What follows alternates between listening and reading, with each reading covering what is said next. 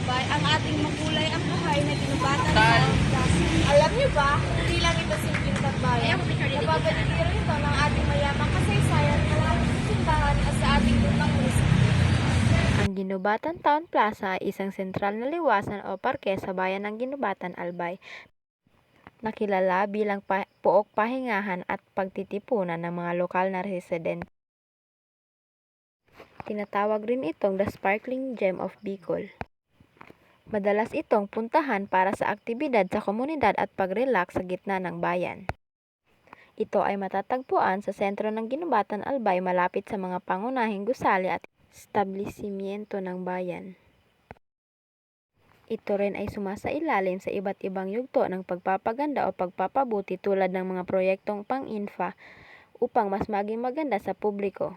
Ito ang pangunahing pampublikong espasyo sa sentro ng bayan. Narito ang mga partikular na tampok na makikita sa loob mismo ng parke. Isa na rito ang Fountain Monument. May female figure na nakatayo sa ibabaw ng bato. Ito ay sumisimbolo sa lakas at pang-araw-araw na buhay ng komunidad. Ikalawa ang Rizal Monument.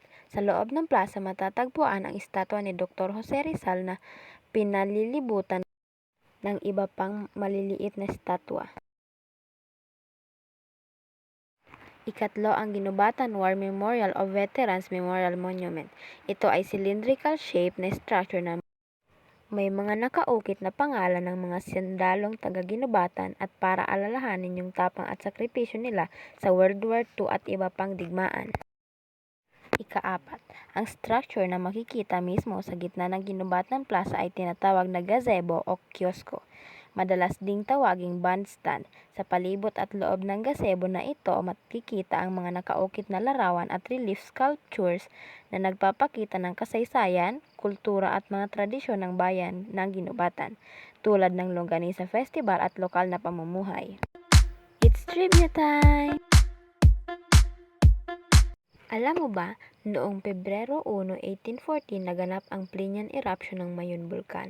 Nagsimula ito ng 8:30 p.m. Ito ang nakawasak sa mga kalapit na bayan ng Kamaling, Cagsawa at Budyaw ng 10 to 12 meters.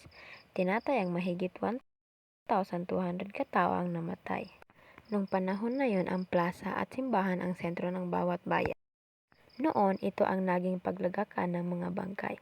Ayon sa mga lumang ulat, sobrang dami ng namatay at nasugatan. Nahihirapan silang ilipat ang mga tao. Kaya, sa plaza muna iniipon ang mga bangkay bago ilibing sa mass grave. Noong panahon rin ng mga Kastila, sa plaza ginaganap ang lahat. Una, lugar ng fiesta at misa.